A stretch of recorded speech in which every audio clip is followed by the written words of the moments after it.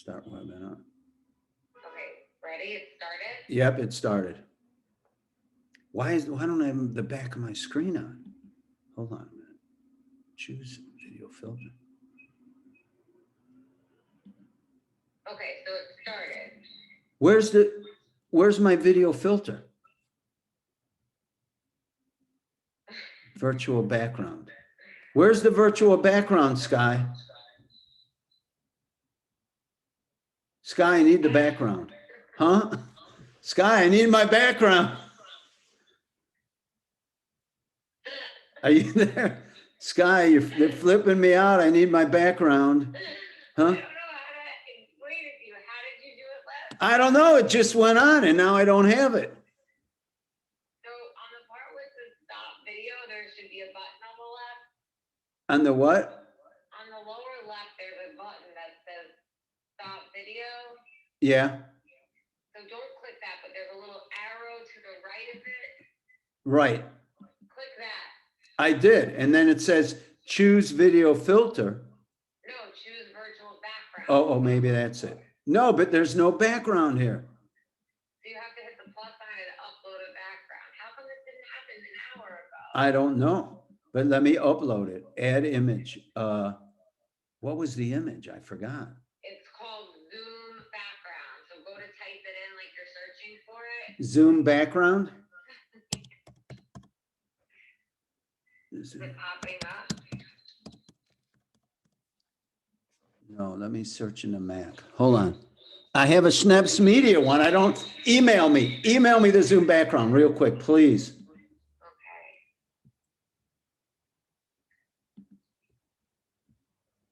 Tell me when you email it. Should Your I? Schneps Media? Yeah. Send. All right, I have it.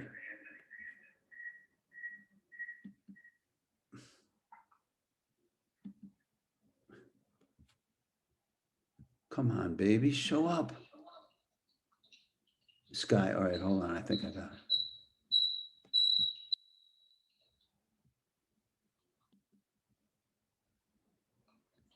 Okay. Choose virtual background. Upload. Add image.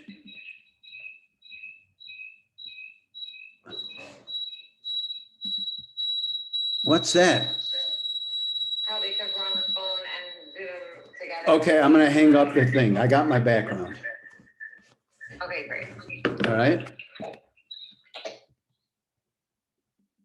Can you hear me? Yeah, but, oh, Steve, I can hear you on this phone. All right, I just hung up the phone. Can you hear me on here? Hello, Alfonso. Hey, how are you? Good, thank you. We're just doing a couple of technical things here. Okay. Hey, Sky. I can see this, yes. Oh, good. Yeah, Sky is, yes, I could see it too. I'm moderating for Sky at the beginning because she's got something else, so. Very good. All right. Are all the candidates attending? I believe so. Okay. And that's one of the things that we need to, in case by some reason they weren't invited as panelists, I have to figure that out. And this is going to last, what, an hour or so? Correct, correct. So far you're the only one on. All right. And I know she said there wasn't like a formal program or format, but what are you sort of envisioning of how this is going to go? It was, you know, it's fast and loose, fast and fun. It will start with an introductory statement. Hold on a minute. There's Sky. Hold on 1 minute, please. Hold on. Yeah, Sky. Oh, right. Oh, okay. So do it again. All right. Hold on a minute. The chat. Yes. So no, it says, oh, right. Well, this is more, right.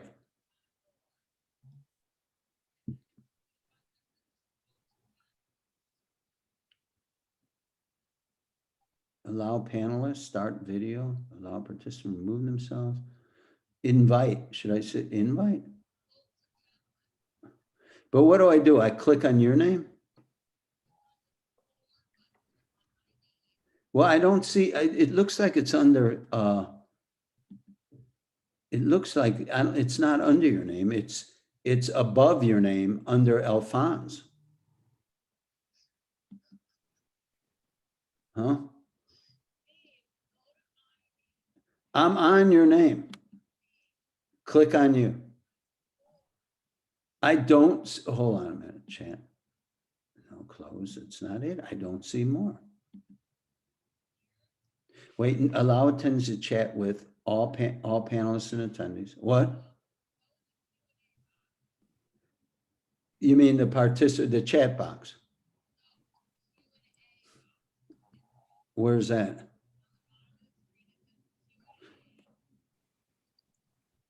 I don't, oh, under more, I see, more.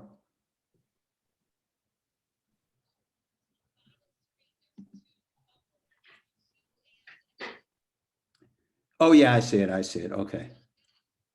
Oh, I see, on the Q&A.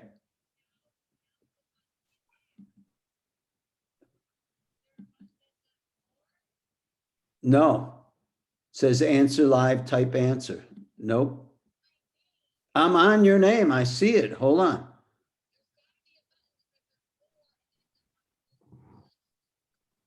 I don't see it.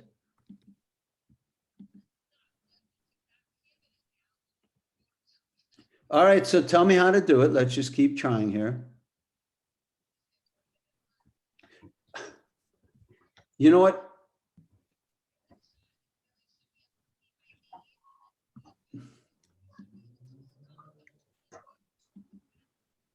More. Hold on.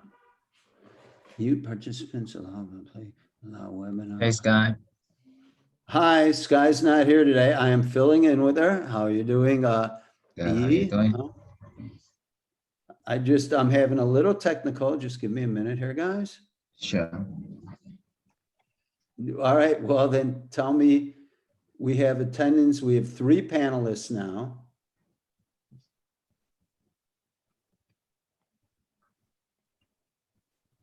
So I go to Q&A.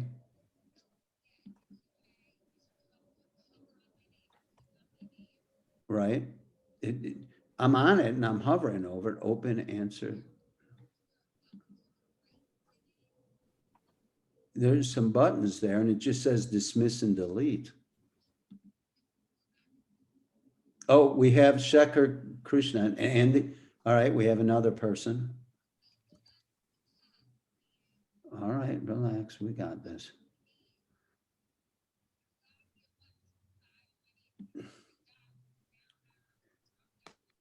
I see send chat, I see all panelists and attendees.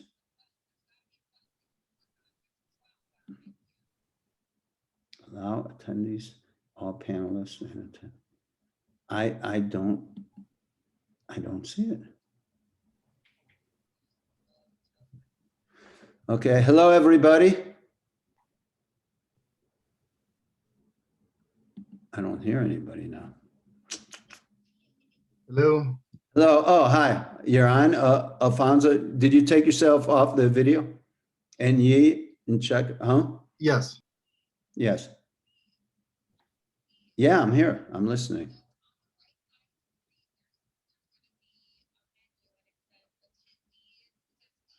Yes, uh-huh.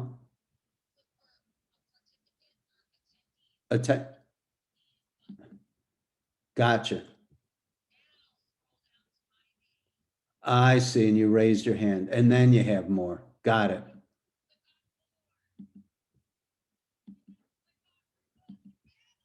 Wait a minute. Now I can't find the more. Hand raised.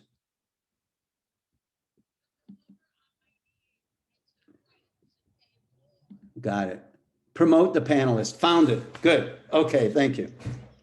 All right, I got to do the thing now. Thank you very much. Okay, bye. Hello, everybody. How's everybody doing tonight? Hello, is everybody on? Hi, How Hi, are you? everybody's on so far, good. Yes. So we have a couple other candidates. I believe we have 6 altogether, and we have, is Albert here?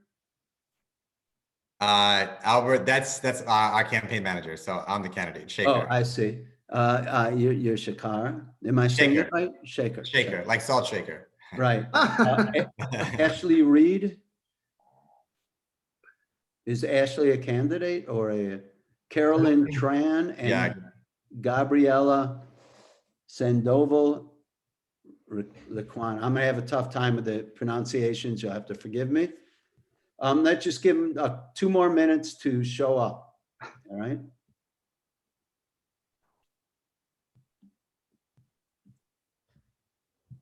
I think Carolyn Tran is also here as a candidate. Well, let me get gallery here. I only see 4. Who else is a candidate, you said? Carolyn Tran, looks like she's one of the attendees, but needs to be on the panel screen with us. All right, let me go to attendees and see. I believe they're on. Who did you say should, excuse me? Carolyn Tran.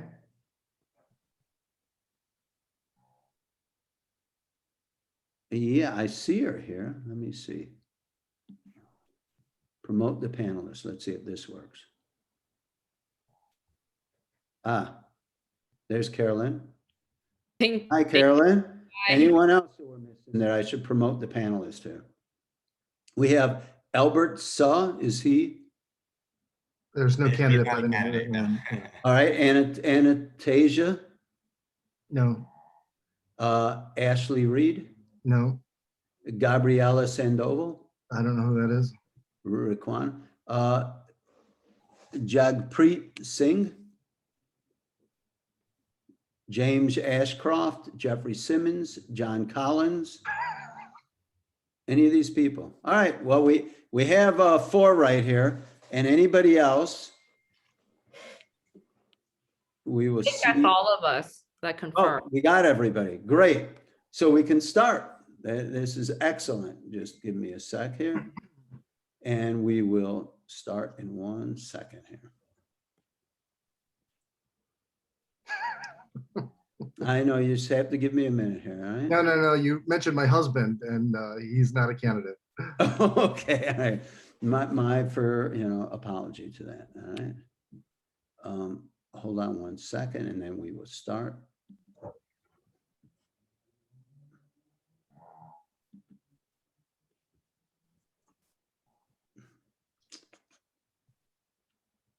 Inbox. Just, now I can't find my intro that I need so much. Here we are. Okay, we ready to start, guys? Yes. Okay.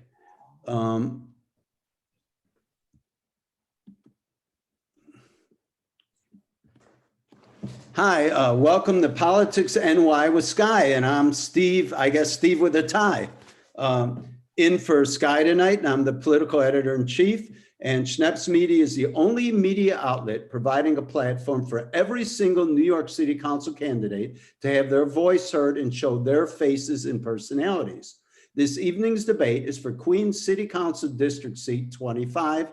It's nice to meet you all. Most of you may be familiar with Sky's 3 questions in 3 minutes series, where she's highlighted many of you. And those of you who haven't, please reach out to her and we'll get your video scheduled. This week is the last week for that, so do that if you haven't so far. Today's debate will be more like a discussion, which makes it fast and fun. Every time you speak, please keep your responses short and sweet so we can facilitate conversation. This fun and fast form is being recorded, so you can watch it on PoliticsNY.com and see all of our debates scheduled and recordings on PoliticsNY.com/debates. So welcome District 25, which covers the neighborhoods of Elmhurst and Jackson Heights. We're going to start off tonight's discussions with each candidate introducing themselves and telling me and the audience why you feel you're the best person to represent the district and city government. And we will start with, from what I see is top to bottom with Alfonso. Well, thank you again for having me. I really appreciate being here. My name is Alfonso Quiros. I'm a candidate for City Council here in the 25th District, which is Jackson Heights and Elmhurst. And the reason why I'm running is because I absolutely love this community. I love the neighborhoods. I love the people. This is a fantastic community to live in. I have been involved in this community for about 15, 16 years now. I'm originally from the south side of Chicago. I'm German, Mexican, and Ukrainian, so I'm a little bit of a mix. About 20 years ago, I was working for Vice President Al Gore, and they assigned me the state of Florida. That did not turn out well for us Democrats, and after that, I had no idea what to do. So on a lark, I decided to drive up to New York City. I packed all my clothes in plastic bags, threw them in the backseat of my car, and drove all the way up here, calling everybody I knew to say, hey, do you have a sofa? Do you know somebody with a sofa or a floor where I could spend one night? I came here not knowing one person. I had no job. I had no place to live, no real prospects. And lo and behold, 20 years later, here I am. I have a little family. I have a great apartment. I live in a wonderful neighborhood, and I'm running for city council, and that can only happen in New York City. Unfortunately, that opportunity isn't available to a lot of other people here, and so I want to be able to use my experience as the president of the Hispanic Chamber of Commerce of Queens, city council staffer here in Jackson Heights and Elmhurst for years. I served on the community board. I want to use those years of experience to help benefit our neighborhood. Thank you, Alfonso. Let's go to Andy Chen. Hi, thank you, Steve, for having me today. My name is Andy Chen. I'm the son of an immigrant, immigrated to Queens with my parents and my brother since 2002. I've been living in the district for 19 years. I went to middle school, high school, and still working and living in the district. So why I'm running is very simple, because I see, our district, which is Jackson Heights, Elmhurst, becoming the epicenter since this pandemic. Since day one, March 18, we out there every day, literally delivering PPE, foods, medication for our residents in this district, and for other districts also. So we clearly see there's no leadership from this administration, city administration, and clearly there's no plan to helping our people. And we have so many businesses shutting down permanently, millions of people losing jobs. And I'm working closely with many of their schools for years, that I have heard from the PDA and principal from the school saying that, just one of the school, PSIS 102, they have over 100 families, including children, living in the shelter during this pandemic. So, I can see, where I call home becoming like this. So, I literally, sit down with a couple of the community leaders and, all my members from this district say, you know what, this is a time we need some change for this district. We need some change for this city. So that's part of the big reason why I'm running to representing my home district, this year, running for city council. Thank you, E. Let's go to Shekar. Shekar. Yeah. Well, thank you so much, PoliticsNY, for hosting this debate. My name is Shekar Krishnan, and I'm a Democrat running for city council to represent my neighbors in Elmhurst and Jackson Heights, Queens. And I'm running because I know how important it is for everyone to have a home, not just a place of shelter, but a place of belonging and inclusion, like Jackson Heights and Elmhurst have been for so many immigrant communities like my own. And I know this as a civil rights lawyer for tenants, fighting against housing discrimination, a longtime community activist in our neighborhoods, and a public school parent of 2 small children. Our neighborhoods of Jackson Heights and Elmhurst were the epicenter of this pandemic. And this wasn't any accident. It was the result of decades of disinvestment in our neighborhoods. Our communities are unaffordable, with our rents skyrocketing, with our immigrant workers, our essential workers excluded from every form of government relief, and our public hospital, Elmhurst Hospital, utterly overwhelmed. We face a crisis of affordability, racial justice, and public health. And these are struggles that any immigrant or child of immigrants knows well.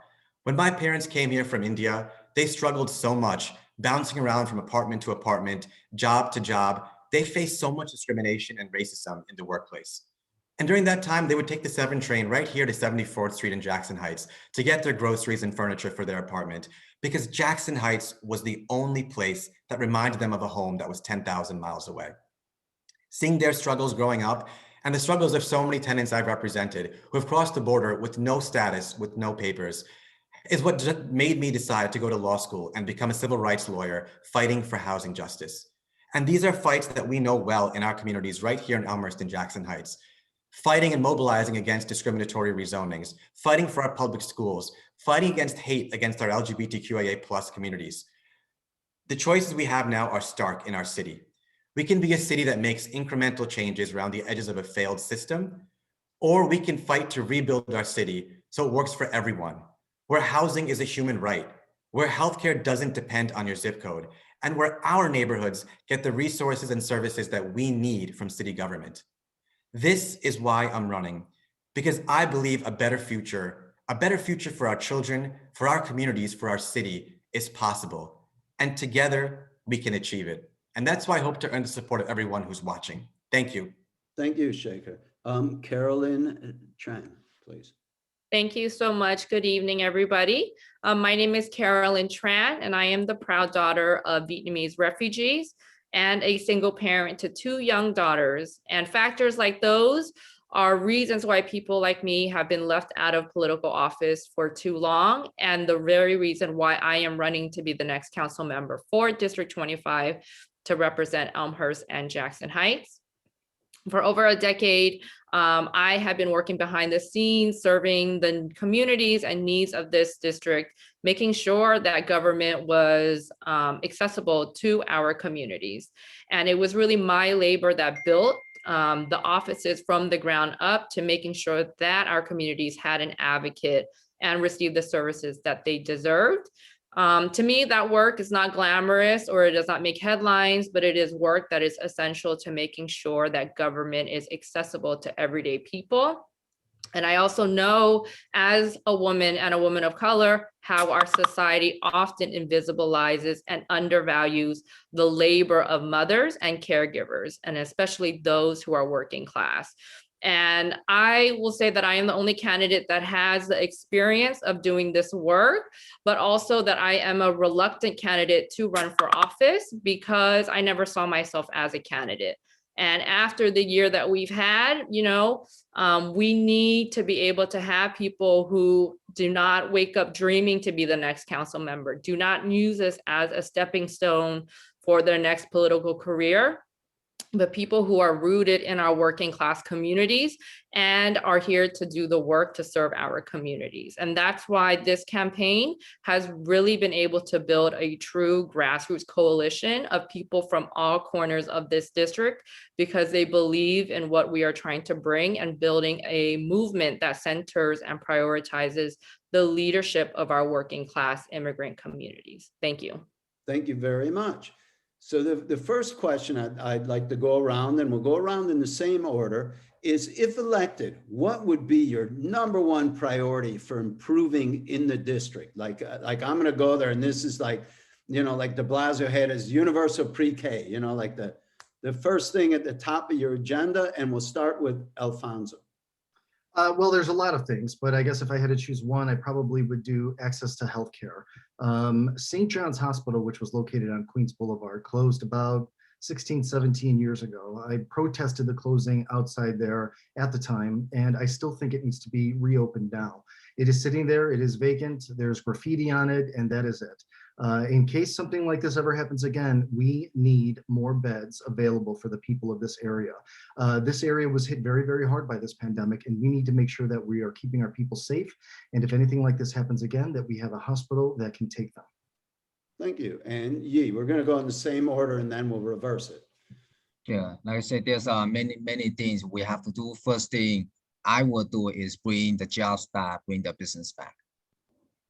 And how would you do it? What do you have any idea how you'd go about doing that?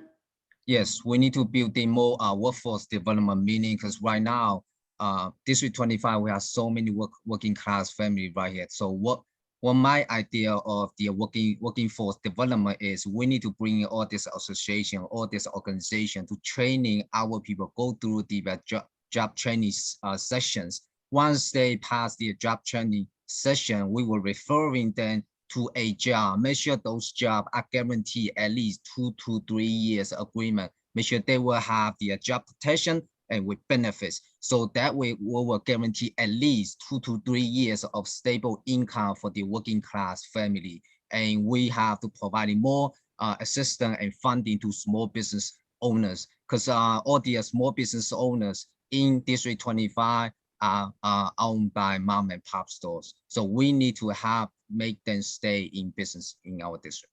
Thank you very much. Shekar. Here in Jackson Heights and Elmhurst, we are a community of immigrants. Immigrant labor has built New York City before the pandemic, during the pandemic, and after. My parents immigrated here from India, and growing up, I saw how much they struggled. I'm running for office so that no one has to experience what my parents did. So what would be the first one thing that you would do? We've seen during this pandemic how many of our immigrant workers were excluded from every form of government relief, our essential workers, and how much they struggled. They couldn't even pay their rent because of that. That's why I have a plan to make sure that New York City is truly embracing our immigrant essential workers. I have a plan for our community to make sure that we are creating a citywide unemployment insurance program for our undocumented workers that were excluded during this pandemic. I have a plan to expand legal services for our immigrant families. And I have a plan to make sure that immigrant New Yorkers, including right here in our community, all have a voice in our local elections. For me, our community priority is our city priority, which is to make a New York City that provides the rights and resources for our immigrant New Yorkers that my parents didn't have and needed when I was growing up. Thank you. And Carolyn. We believe we're not a single issue campaign, and so we believe in universal care, which is our twinkle to wrinkle policy proposal that covers, not only childcare, but also healthcare, universal healthcare, universal childcare, and also for our community members who are aging, we want to make sure that they're aging with dignity and thriving as well. And so that means expanding Medicaid and Medicare. So, I want to open things up where there's more of a discussion, and let's start with you, Carolyn. Do you have any questions for any of your fellow candidates? One question for one year, and we'll let that person answer, and then that person can ask someone. Okay, that's a lot of pressure. Does somebody else want to go first? Let me think, a question that I have for everybody. Or for one person in particular. Um, Your opposing candidates. I mean, it's ranked choice voting, so we all are working together, right? But a question that I have. Does anybody else have one that they'd like to ask? I can go first. My question would be for Shekar. This past 12 years, we've seen homelessness increase in our neighborhoods. We've seen a lot of problems that have been existing for a lot of people here in terms of quality of life issues. What would you do different than Danny Drum has done in the past 12 years? Well, thanks for the question, Alfonso, and I appreciate the points that you've made too. I think that in our city, everyone deserves to have safe, stable, and affordable housing. But as you pointed out, our communities have become unaffordable with rents skyrocketing and luxury development all around us too. That's why I have a plan for New York City to make housing the human right that it is. I have a plan for New York City to truly invest in affordable housing and permanently rehouse our homeless by, for example, legalizing basement apartments, by stopping landlords from warehousing or hoarding vacant apartments that only drive up rents and help to increase homelessness across our city. I have a plan to make sure that we are increasing tenant organizing resources and legal services in our community to protect tenants in their homes and make sure they don't become homeless. And I have a plan to make sure that we are actually starting in our community a tenant anti-harassment task force to hold city agencies accountable, to make sure they're holding landlords accountable that are violating housing policies, harassing tenants, or vacating tenants from their homes. What we need to do in our city is make sure that New York City treats housing as the human right that it is. Thank you. Shekar, do you have a question for any of your fellow candidates? Sure, Andy, you've done a lot of work particularly with our Asian American communities. And as we all know, how much hate our Asian American communities have been experiencing, how much violence. What are your thoughts on ways that we as Asian American communities can combat and root out this hate and violence against our communities? Oh, thank you, Shekar. Also, let me just share with everybody. I am being the executive director for a nonprofit organization called Asian American Community Empowerment. But we're not just serving the Asian American community. I think the first thing is we need to implementing the Asian American history and culture into curriculum, into all their schools, so we can have all the students learn about all their history and the background about Asian Americans. So what we've been through. I think nowadays, there's too much hate out there. We need to letting everybody know to learn about respect, love, and unity. So the more we understand about each other, the closest we will understand. Because a lot of those gaps is built in by we don't even know about something. We don't even know about the background, the history, the culture. So I think that would be the first thing I will do when I get elected as a next representative, to implementing the Asian American history and culture into their curriculum. And Andy, do you have a question for any of your opponents? That was very good. Well, that's a lot of pressure. All right, well, I mean, I'm just gonna ask a question, so anybody feel free to ask. So what in the past years, what had anybody been doing besides the job that you guys used to work at? Let's say something, the community service that you guys been doing without getting paid. Let's start with Carolyn on that. Great, thank you. So I would say for the past 5 years, I have also served on the board of a nonprofit called Mekong New York City, which is the only Southeast Asian organization that serves our Cambodian and Vietnamese community here in New York City. And historically, our Southeast Asian Americans live under the poverty line, have faced a lot of different issues than most of our other Asian Americans communities. And so that is something that I have been proud to be a part of for over the past 5 years. I also have a question whenever we're ready. We're ready. Does anybody else want to answer Andy's question, or? I can answer it. One of the things that I've been one of the things that I've been very proud to do and to be involved in is on the board of Queens Theater, which is our local theater here in the borough of Queens, which shows fantastic plays, shows, it really is an unbelievable place to visit. We've just recently started implementing a new program to work with the disability community to make sure that they are on stage, that they are backstage, that they are working. We've got different workshops for them. We are trying to incorporate them in a lot of the productions. And I think that we need to be able to really look at how we are going to help people that work in arts and culture, theater, film, and we need to make sure that they are going to be able to bounce back. They are probably going to be the last people that are going to be opened up, and we just need to make sure that we're helping them out and make sure that they can strive and thrive. Excellent. Shekar. So I believe that our communities of Jackson Heights and Elmhurst deserve the same access to open space and clean air and safe streets as any other neighborhood in our city. So besides my work by day as a civil rights lawyer fighting for housing justice in our city, I've also fought to help create open space here in our neighborhood, specifically to help create Diversity Plaza and to co-found Friends of Diversity Plaza. This was a public space that before was one of the sites of some of the most dangerous traffic accidents and traffic safety issues in our neighborhood. And we've transformed it over the last decade into a cherished open space, a place for vigils, for rallies, for demonstrations, where I had recently had, as Andy mentioned so well before, I had hosted a vigil after the hate crimes in Atlanta against our Asian American community. Diversity Plaza really represents what public space, how special it can be in our neighborhood, and how it can be a place that really brings our communities together and says a lot about the essence of who Jackson Heights really is. So I've been proud to work on that over all these years. Excellent. Now, Carolyn, let's ask your question. Thank you. So this is a question to everybody. I know many of us have deep really ties to Jackson Heights and have recently, been amplifying the needs of our communities in Elmhurst. I would like to know from everybody kind of what has your work been, or where have you been involved in Elmhurst for the past decade?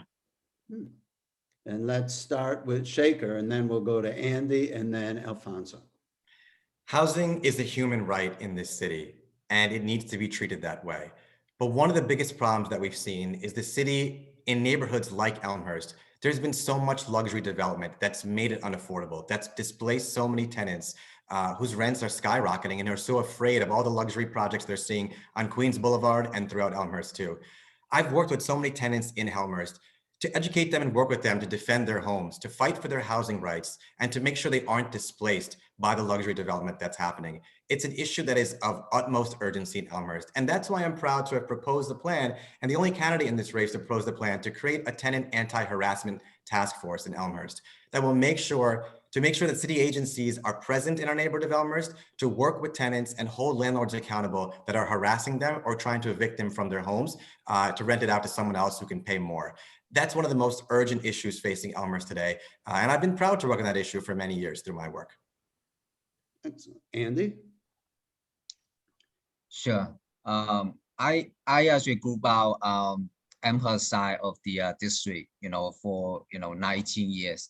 When Carolyn Tran was the chief of staff or current council members office, we've been we've been working closely together with for so many things.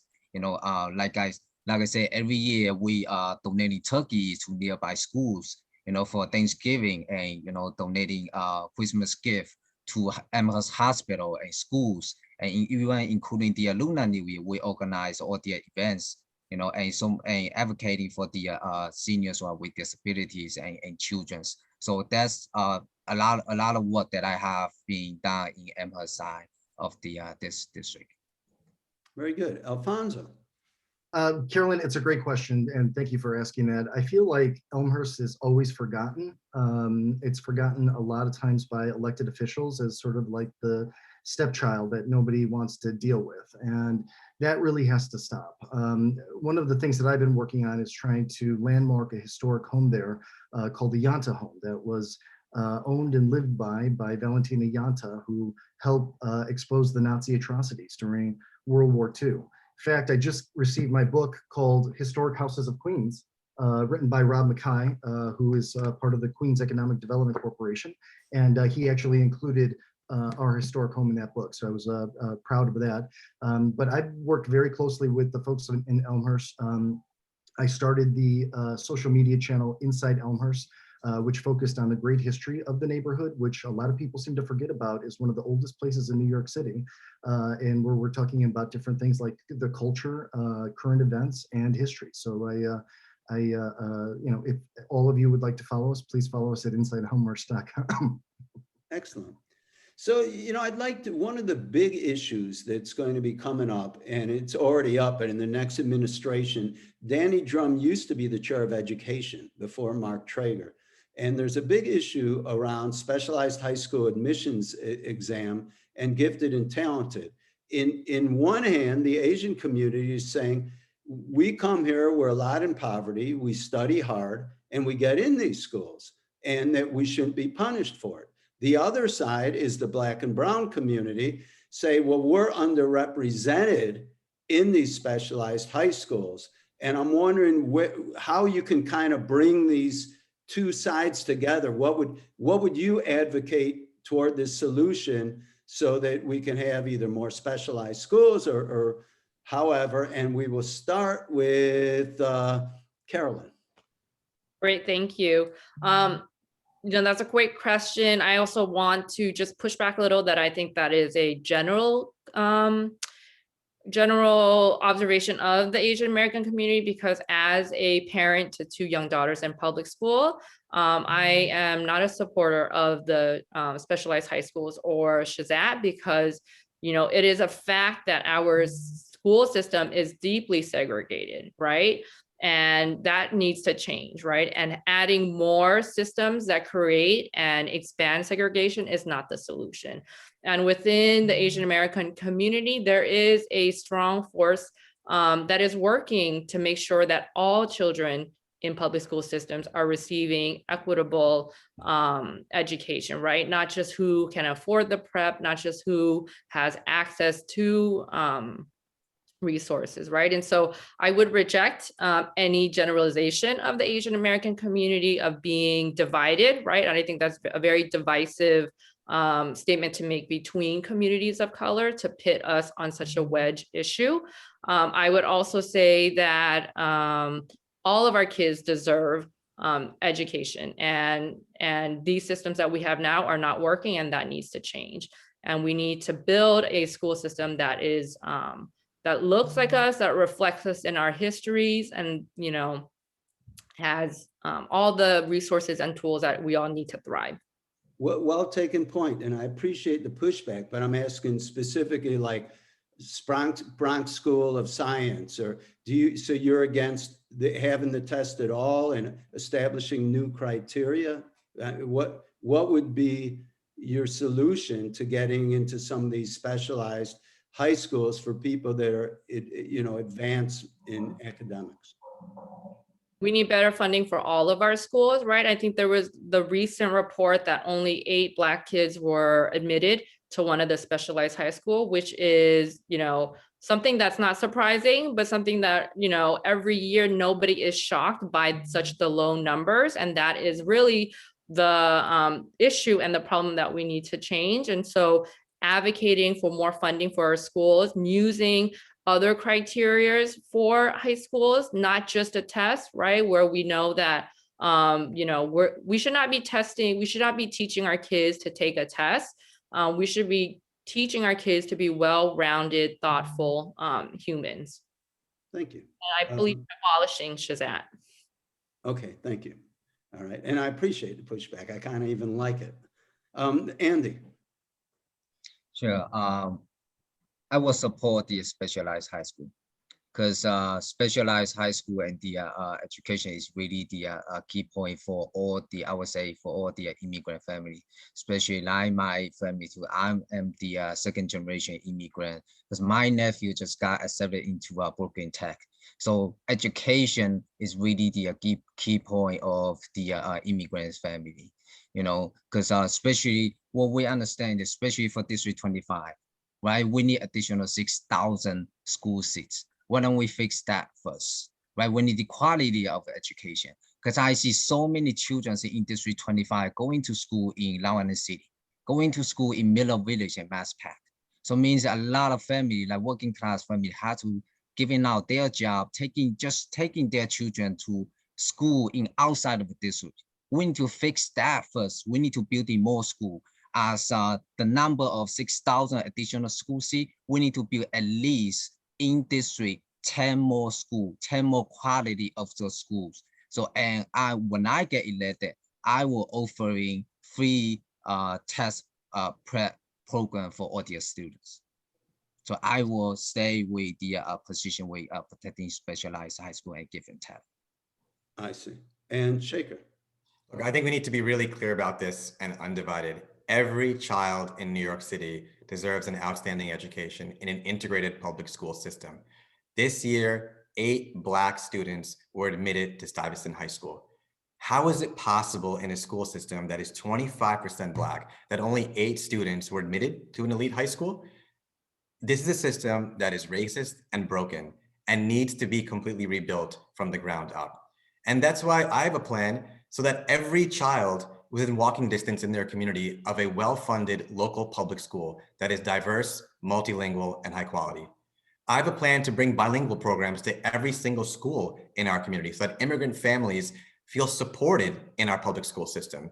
And I have a plan to make sure that students actually see themselves in the material they learn and who their teachers are by focusing on expanding culturally responsive education, by focusing on expanding universal childcare and early education in our communities here. I do believe that we can build a school system that lifts up every child, and that's what we must be doing. And Alfonso. Well, number one, every student deserves a world-class education. That is key. I don't believe in abolishing the test, but it shouldn't be the sole criteria. So, that's where I stand on that. I think we need to go in and examine why there is a discrepancy. We need to make sure that there are no cultural biases built into the test. But everyone deserves access to a good education, no matter where they are from or who they are. We need to start investing in more prep for students in communities of color. But in terms of the test, I think we also need to look at people's grades and their backgrounds. It shouldn't be the sole criteria for this. I see. It's good. If anybody wants to add anything to this, like I would like to mention that part of the conversation that I've heard as a journalist is expanding the gifted and talented programs for the younger. They had gotten rid of it like 15 or 20 years ago. And there used to be a larger Black and brown population went in. And so I think part of that equation is gifted and talented program for early ages. And I don't know how you feel on that, but it kind of creates a pipeline in different neighborhoods for academically, excelling. Any comments on that, or we could just move on? Sure, Carolyn. I don't believe kids that young should be tested at such an early age on their academics, right? Our kids need to be learning in other productive, positive ways, and teaching them to a test is not one way. Very good. Anyone else? Okay, let's talk about public safety a little bit. That seems to be a big issue. There was a $98.6 billion proposed budget, which is bigger than the entire state of Florida's budget. There's a lot of things in there. Do you think police should be defunded, reimagined, or abolished? Or any or in between? And let's start with Shekar. So let's talk policies. Everyone deserves to feel safe, walking down the streets, riding our trains, safe from gun violence, safe from hate crimes. That is a core function of government. But the reality is, for many in our neighborhood, including myself as a dark-skinned man, more police presence doesn't make us feel safer, nor does it reduce crime. I support holding police officers accountable and smart solutions to public safety, because by the time the police are called, that means every other system has failed. And that's why I have a plan to make sure that we are investing and directing resources to services that truly keep communities safe, and making sure that we're investing and directing resources into strategies that address the root causes of what make people feel safe. So I have a plan to make sure that we're creating a mental health response system in our city, across our city, with trained mental health professionals that are responding in times of crisis. I have a plan to make sure that we're investing in providing housing resources and services for our homeless, because stable housing leads to stable communities.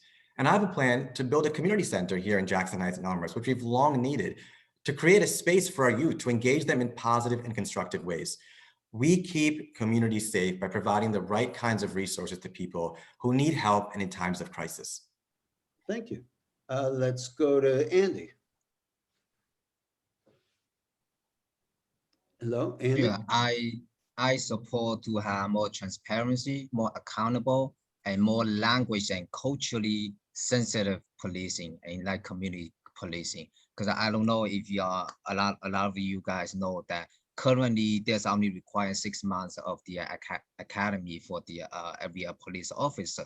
I would like to extend them to have more educational for the every police officer to, when they go into an academy. And there's a more what we can do. What my plan is to expand the current precinct community council to including more community member and more stakeholder from the community to be on the table, to be including in the conversation what every police officer and their plan going to do for the community. So make sure we on the table, so that way we can hold them accountable and more transparency over there. So because since District 25, we are really so diverse, one of the diverse community in the whole country. So we need to including every community leader from every community to have their their voice right there on the table. So that way we can bring in the more accountable right there. Very good. Let's go to Alfonso, and then Carolyn, you'll back clean up on this one. Well, I don't like to use the word defund. I think it's really ambiguous and it's really not useful. And I think when we're talking about something like this, we need to be really, really clear. I think what we need to do, number one, is to abolish the policies and procedures that kill people like George Floyd and Eric Gardner and many, many other people. Then we need to go in to the police budget and find out where we can take things out, maybe move it to another department, maybe move it within the police department. But we need to take a very close look at the police budget and try to demilitarize a lot of what they're doing. I would fully support fully funding when a group of people who can respond to a lot of these instances when there is somebody having a mental health breakdown. A lot of times when the police are responding to these issues or to these incidents, it's somebody having some sort of mental health breakdown. And I think it's really important that we have a group of people who can respond to those, who have been trained and who are professionals in mental health issues. I also think that there needs to be mandatory de-escalation training. We need to have increased civilian oversight. It wasn't too long ago when people knew that there was a cop walking down the street. The cop knew the people in the street. The people knew the cop. We need to go back to a situation where it's a little bit similar to that, where communities are more involved in the policing. It's very, very important that we have a restructure of the police department and to make sure that they are transparent and make sure that we have the proper oversight. Thank you. And Carolyn. Thanks, Stephen. Leave it to the woman to always clean up, right? Yeah, exactly.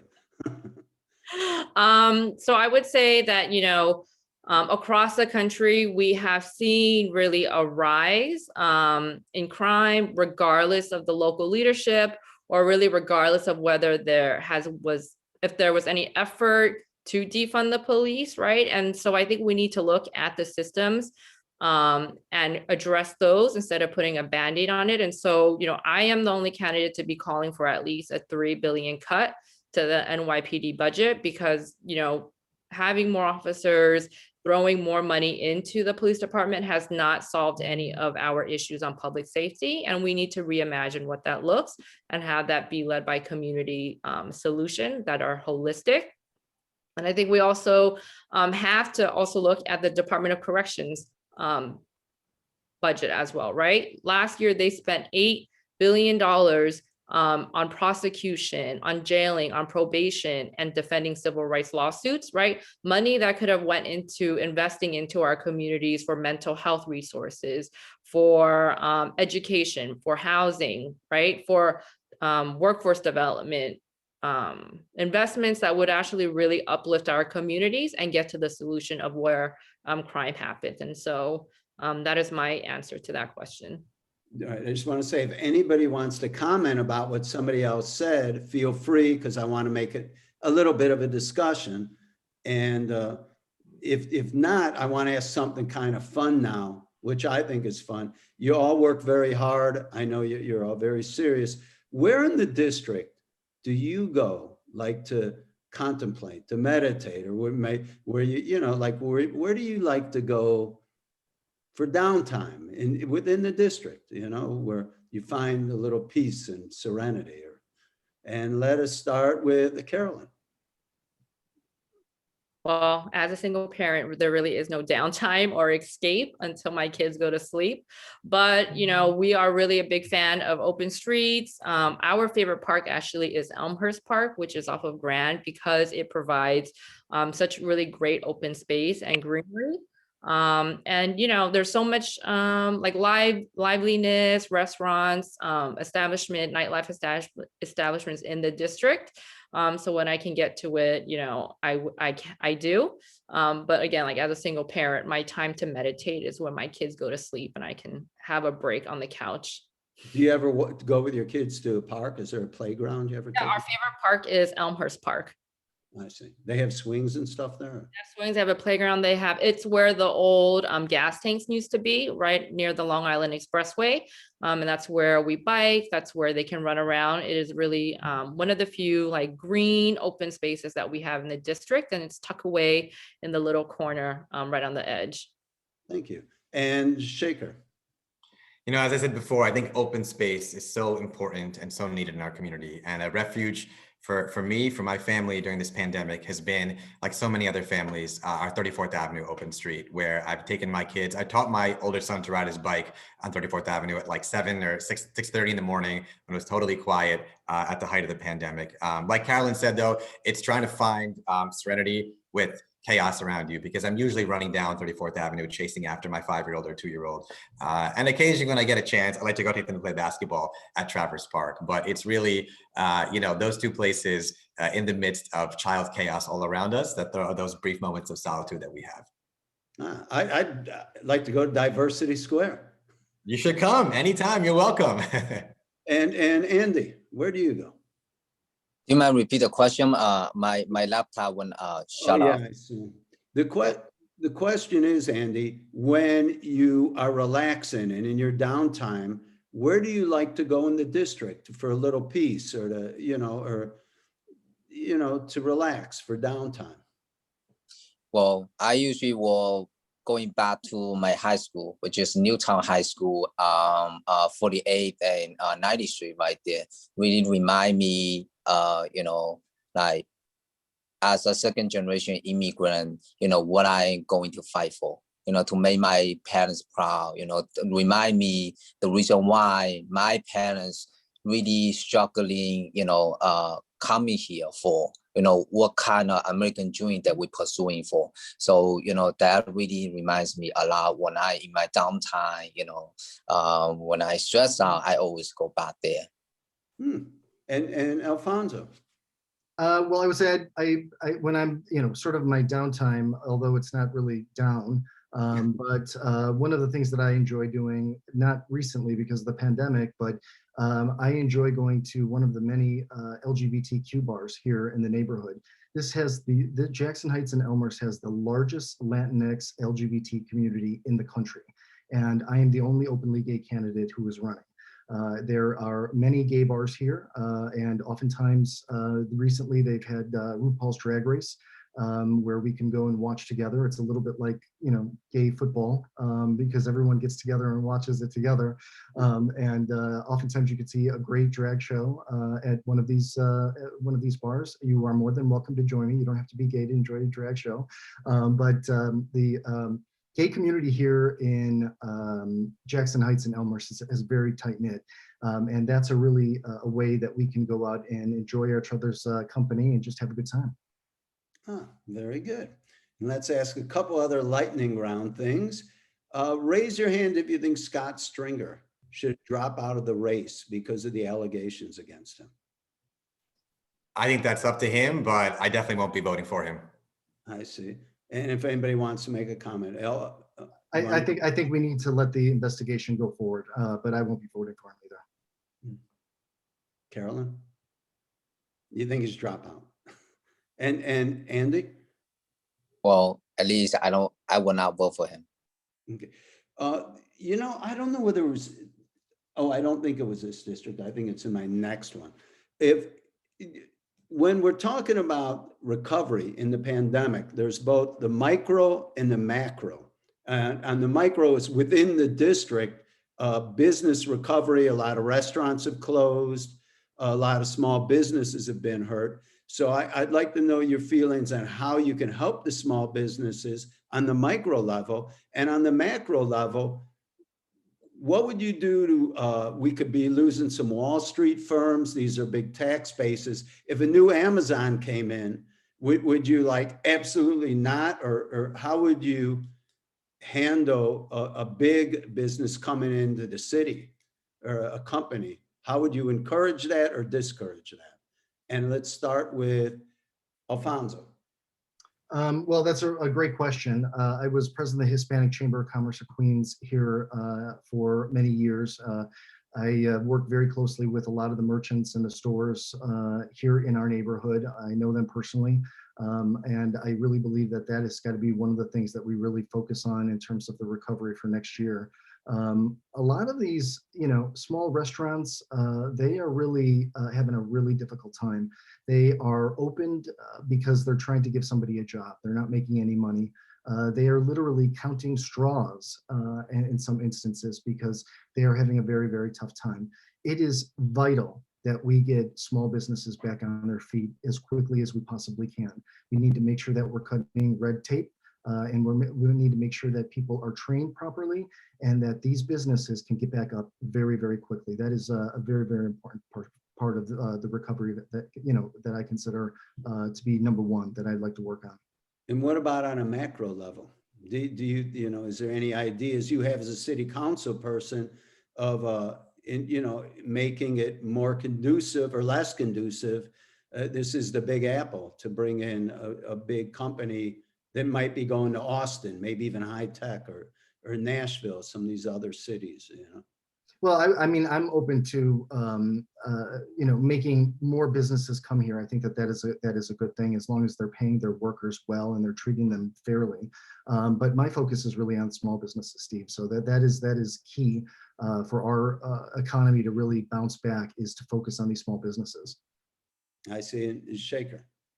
I think our small businesses, especially our immigrant-owned small businesses, and we have many here in Jackson Heights and Elmhurst, are the heart of our community. And we're seeing how much commercial rents are skyrocketing, how many, especially immigrant-owned small business owners, are being forced out of their commercial spaces, and how big businesses coming in like Amazon can displace so many small businesses and drive up rents, which is why I'm proud to have been the most vocal and only vocal candidate in this race against Amazon when it was set to come to Queens. And that's why I have a plan to make sure that we're fighting for commercial rent control in New York City that we so desperately need.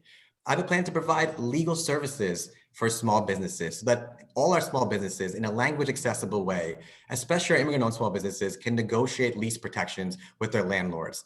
And I have a plan to make sure that we're also stopping the warehousing of commercial spaces by landlords, or landlords that hoard these vacant spaces that drive up commercial rents as well. These are the concerns that I hear from small business owners across our neighborhood every single day. And I think the only way we can make it out of this this pandemic is if we're prioritizing our small businesses in these ways in our recovery from COVID. Excellent. Carolyn.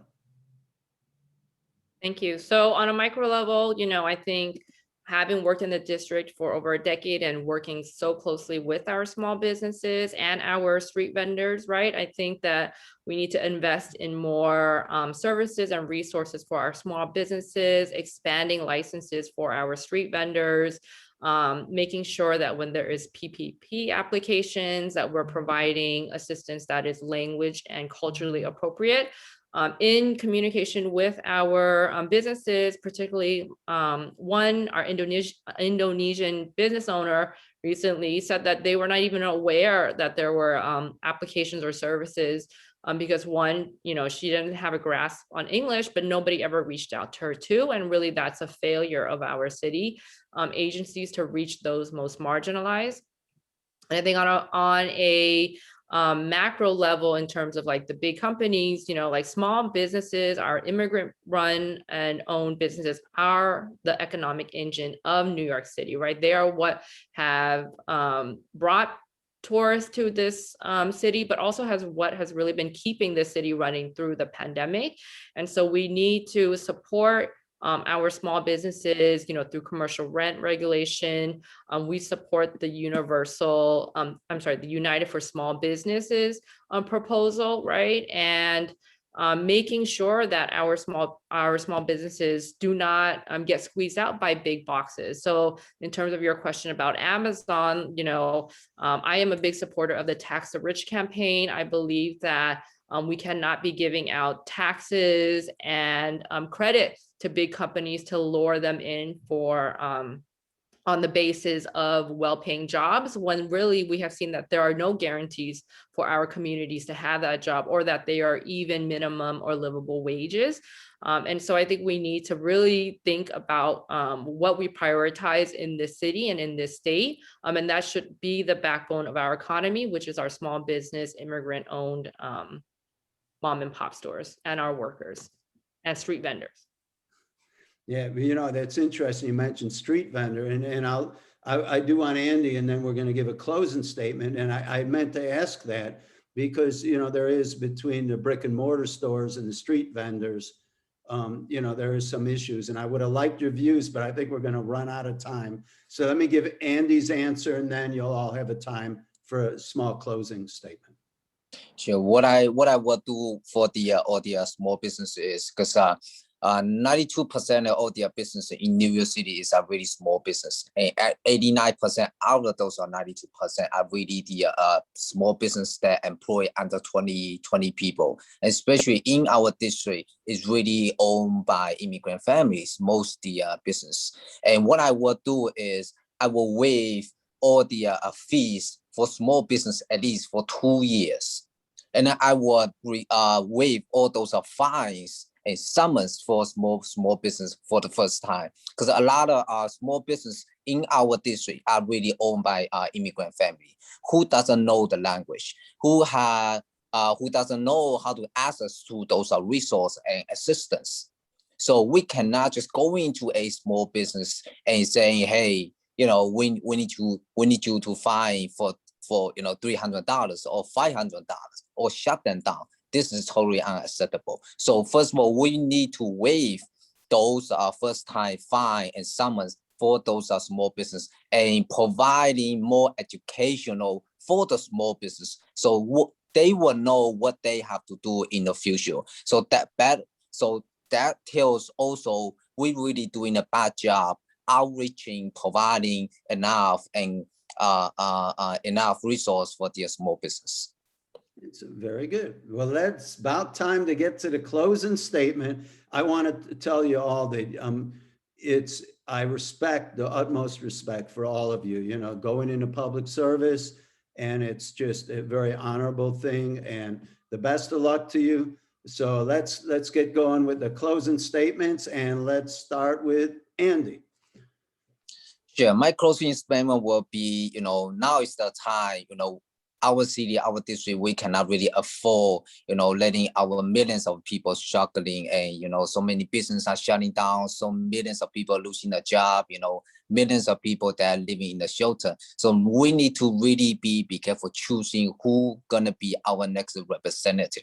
Every representative should be showing track record of in past years of serving the community and helping the community. We cannot really depending on what people talking about. We have to see really, you know, every community that have to show that type of a leadership and a plan for our district and for our city. A plan is not just an idea, it's a plan, a solid plan moving community forward. So, you know, I will hope everybody come out to vote on June 22nd, choosing the right type of a leadership to representing District 25 next year. Thank you, Andy. And let's go to Shekar, please. Well, thank you so much again, PoliticsNY, for this opportunity for this great discussion and debate tonight. As I said when we opened our debate too, we are facing a crisis right now of affordability, racial justice, and public health. And we have two ways. We're at a crossroads when it comes to our city. We can continue incremental reformist changes that haven't worked in a failed system, or we can rebuild our city so it works for everyone. And I say that as a candidate, as a civil rights lawyer that has been fighting for housing justice in our city, where housing is the most urgent crisis in our city because it connects to every other crisis around you. Where your home is affects the kind of quality, the quality of healthcare that our communities receive, the resources that a public hospital like Elmhurst receives. It affects the unaffordability of neighborhoods like Jackson Heights and Elmhurst. And it affects the language accessible resources that our small businesses or street vendors receive or don't receive. This is why we are at a moment, a crossroads in New York City right now. And I'm proud as a candidate to have the most comprehensive policy platforms in this race that come from doing the work for so long, fighting for housing justice and racial justice across our city and right here in our communities. I'm proud to be running with a broad coalition of support from virtually every single labor union in this race, to grassroots groups, to organizers, and running a multilingual campaign that's historic as a South Asian candidate in a city that has yet to elect a South Asian to the city council in the history of New York City, as a bilingual candidate that speaks fluent Spanish, and as a result can build coalitions across our immigrant communities communities to fight together to make sure we are rebuilding a city that centers our most vulnerable, our essential immigrant workers, our communities like Jackson Heights and Elmhurst that deserve the very same resources and services as any other community in this city. That's why I'm running in this moment. And I hope to earn the support of every one of the listeners in listening today in our neighborhoods. Thank you all so much. Thank you. And Carolyn. Thank you so much for having me tonight, and Stephen for moderating. I want to just reiterate that, we have a unique opportunity to really prioritize our marginalized communities who have been historically left out of our political discourse in this district for so long, and that we have to be careful on June 22nd that we do not repeat that mistake again. There's too much at stake. We have also the opportunity to really elect somebody who has been showing up and doing the work, right? And not just taking pictures and not just there for the photo op, like Andy said, right? But who has really been doing the work and really then pushing back on what it means as valued labor, right? Oftentimes, labor that is unseen, that is invisible, is never prioritized, right? And so, we have a unique opportunity in this district, which has been really the bedrock of progressive activism, to elect somebody who has not only been doing the work, but elect somebody who has a vision and bold vision to bring every corner of this district together. And that's why our campaign is the only campaign to have a true grassroots coalition from our Burmese, Indonesian, Filipino, Latinx community to our leadership of our campaign to really reflect the world that we are fighting for, and really to build a model of leadership that practices co-governance and what it means to have an elected official that values the participation and leadership of our working class communities.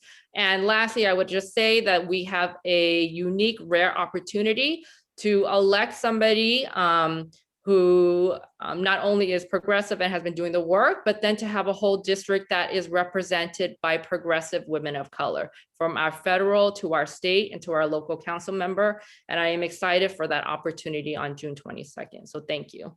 Thank you. And Alfonso. Steve, in 100 years, historians are going to look back at this time, and they are going to look at the areas that helped rebuild this city after this pandemic. We are that area. Jackson Heights and Elmhurst is that area. They're going to look at all the things that people have done to rebuild this city. And what we're doing now is trying to rebuild it. They're going to look at the people who did it. And we are those people. I came to this city 20 years ago, and I did not know one person. I did not have any job prospects, and I had no place to live. And lo and behold, 20 years later, here I am running for city council. I want to use the 15 years of experience that I've had organizing in this neighborhood as a city council staffer, on the board of Community Board 3, on the president of Hispanic Chamber of Commerce of Queens. I want to use those 15 years of experience to benefit our community. So I'd like to ask all of your listeners and all of your viewers to go to alfonsonyc.com to learn more about my platform and learn more about me. Thank you. You've been listening to Politics NY. I'm Steve with a tie, filling in for Sky from Politics NY, and Schneps Media, which is the only media outlet providing a platform for every single New York City Council candidate to have their voices heard and show their faces and personalities. And we have invited everybody, and we continue to, that's made the ballot, right? This evening's debate is for Queens City Council seat District 25. It was nice to meet all of you. Today's debate was fast and fun, and it was recorded. So if you want to watch it, go to politicsny.com and see all of our debates, not only this one, and the schedule and the recordings, and it's all on politicsny.com/debates. And I thank you all, and my hat off to you. Good night. Thanks so much. Good night. If